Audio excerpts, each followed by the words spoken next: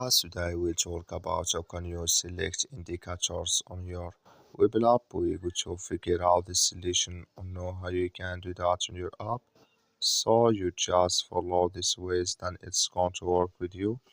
So all you have to do, you just go down here. You click here on menu down here, just click on it here. So then it's going to take you to this list. It's going to show for you like this. Then you click here on settings here, just click here on settings. So then you come to next step here, it's going to show for you like this. Then you click here on chart settings, you just click on it here. You come to next step here, it's going to show for you like this. Then you click here on setting for activity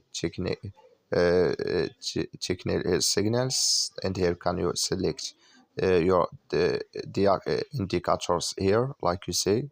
Here can you select it. That's all. Thank you for watching. Don't forget to support us by